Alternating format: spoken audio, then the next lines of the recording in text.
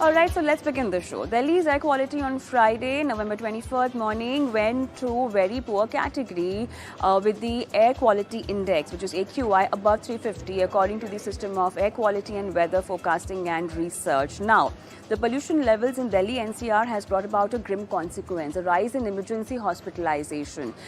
Exactly, that's right. As the air quality index worsens, there has been seen an adverse health impact on the residents, which is totally undeniable now. And not only does this pose a severe threat to people's well-being, but it also burdens them with substantial out-of-pocket expenses. So let's discuss about how can you cover up these expenses in your health insurance policies and what will happen if you do not have one. With me today, I have Dr. Mayanka Lodha Seth, Pankaj Vashishta, CEO and co-founder, Policy Insure. Good evening and welcome to the Money Show. And before I get into the health insurance nitty-gritties, I really want to understand from Dr. Mayank about the kind of grim impacts that we are talking about and what kind of health issues, specifically talking about kids and senior citizen. Post-COVID, we've been seeing that, there are cases of long COVID and there have been cases for, related to your respiratory system. But looking at the AQI levels, and we have this air pollution problems in Delhi and, the region around that, especially in North India, coming up every winter. How severe is it this time? Actually, this is Dr. Mayanka Seth, and I'm a lab director, pathology to Redcliffe Labs and Center Group of Labs. So yes, air pollution definitely poses a great threat. And as you can see on the screen also presently, more than 300 AQI is hazardous to all, whether healthy individuals, children, teenagers, or all those who are come in the sensitive groups, that is, who have pre-existing diseases or who have exposures for a long time in this air, like outdoor exposures, and having the high ventilatory rates. So definitely, yes, the higher the AQI, more are the hazards. And if we talk about the hazards, they fall into two categories. One is short term and others are long term. And there's a long list included in both the categories. In the short term health hazards, what we experience commonly and we see commonly, we can have irritation in eyes, we can have shortness of breath, there can be chest pain, you can have skin allergies, skin infections, there can be difficulty in breathing, what we call shortness of breath, etc. So these are the short-term effects of high AQIs. In the long-term effects, they are very major health hazards. And the main in that series is cardiovascular disorders, mainly stroke. Then there is statistically relevant evidence that high frequencies of heart failures as well as ischemic cardiac diseases are associated with hazardous level of AQIs. Amongst others, long-term effects, even cancers, mainly bronchogenic carcinomas, that is, cancers arising in the bronchogenic tree, they are caused by air pollution. Even liver, kidneys, GI systems, and neurological systems are also affected by higher AQIs. There is a definite association of worsening neurodegenerative diseases like Parkinson, Alzheimer's, and other causes of dementia. The most and the commonly found diseases are, of course, the respiratory illnesses.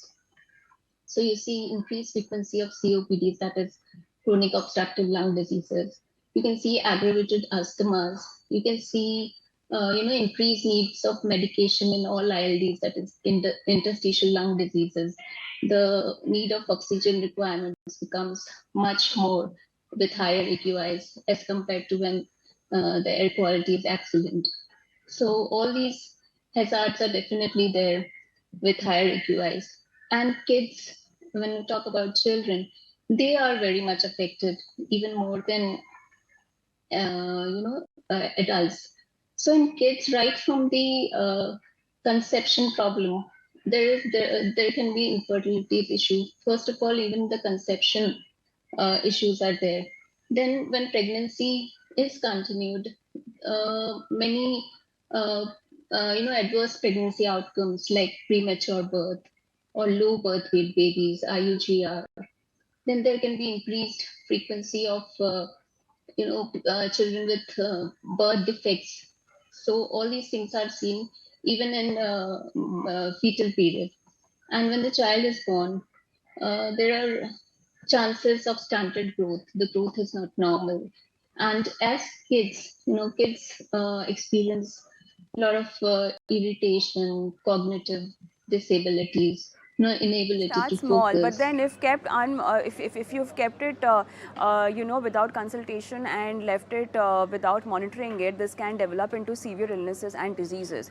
Pankaj, my question to Definitely. you is, if at all you have a health insurance policy in place, you're good, okay? Because we are seeing a lot of hospitals, especially in Delhi NCR region, have come up with emergency centers looking at the kind of cases which are suddenly coming up. Not that they were not expected, but then yes, the kind of issues and the rate at which it's happening, it's somewhere needed that they have a casualty and emergency center in place. Now, I want to understand the crucial role that a health insurance policy will play. Suppose if you are a victim of this air pollution, okay, and you never had any kind of respiratory, mainly we are seeing these kind of complaints coming up, which is why I'm saying any respiratory issue. Will you be denied a health insurance cover if at all there is a case of hospitalization?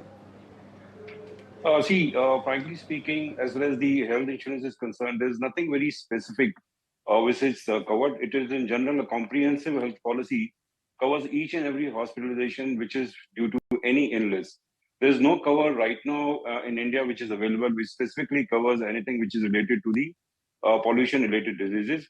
But it is always advisable when you are covering with a normal health policy to take a critical illness cover. It's a very separate cover which comes with, which is given by a normal insurance company. So this critical illness cover normally covers very specific respiratory illnesses that can be linked to the air pollution. So I think that is something which plays a very, very important role in what kind of a insurance or health insurance which you are choosing. But the way today the air pollution is going on, I think it's important for every individual to take an additional policy of the critical illness cover, which will obviously take care of any critical illness which a human or individual will have due to the air pollution. But Pankaj, will you be denied health insurance coverage? Because if assuming you already have a comprehensive health insurance plan, okay, and if anything happens to you which is triggered due to this air pollution, will you be denied the claim? Are those bases can that be a base for an insurance company to deny a claim? No, that cannot be the basis of denying claim by any insurance company because a normal illness is obviously covered by each and every insurance policy. Only there can be an exception only in a case where a critical illness happens and there's a waiting period. For every insurance policy, there's a waiting period of 3 years as far as the critical illness is concerned. So critical illness, if it happens due to the air pollution or due to any other reason before 3 years, then most of the insurance policies don't cover it. But in normal circumstances, any illness which happens, which is not a critical illness, would be covered by any health insurance policy. Okay.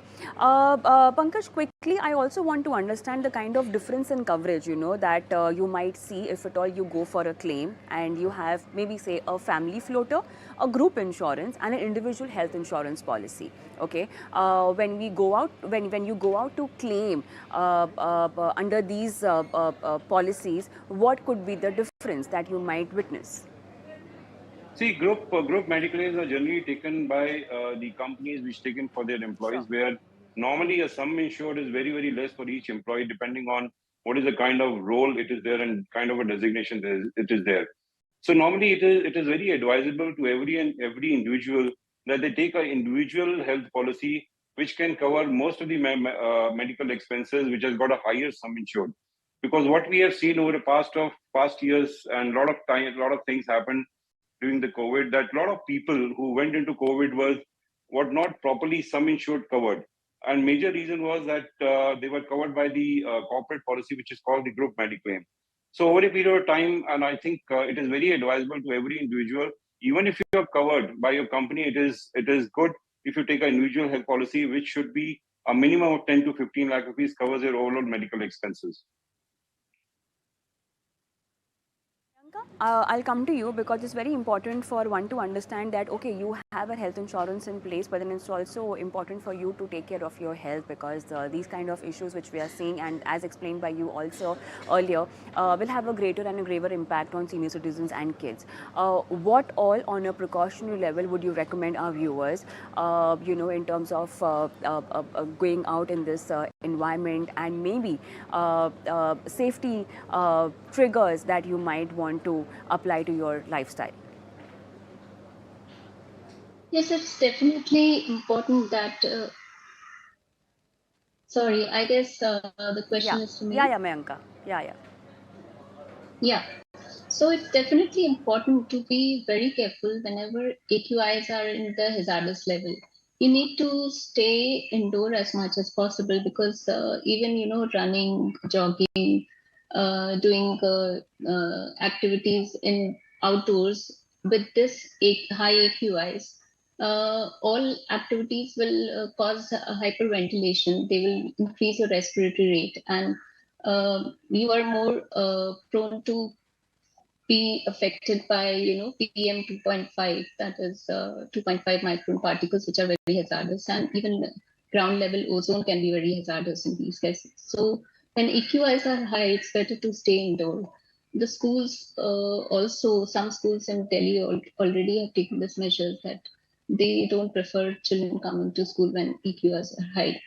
And you can have, you can select routes which have lower pollution levels, if at all traveling is important. Then, of course, taking care of your health and screening and a timely diagnostic test if you have symptoms, and attaining timely medical advice in case of short term, even if you have short term problems, is definitely important so that you don't have complications further on. So these are the immediate measures that can be taken. But of course, in the long run, the government and administration need to take care of the exhaust fuels from the cars and agriculture, that is the parali would be listen every day. All these administrative measures need to be in place. We should see Shanghai, it had AQI more than 500 not very time back, but nowadays Shanghai has AQIs very low down. So these were mainly due to the administrative measures that people could Right. breathe good air. Yeah. Okay. So, the bottom line is prevention is better than cure, but just in case, if it goes to that level where you need a cure, just make sure that you have the right kind of health insurance in place. And as explained by Pankaj, you really need to have a critical illness cover as well. Thank you so much, Pankaj and Mayanka, for being on the show and helping our viewers with this today. On that note, let's take a quick break, but then post that, we'll be joining our viewers live on the show and getting their portfolio strategies analyzed. You can WhatsApp us your question, and you can also email us your question just in case you are watching our show and want to send us your query. See you after this break.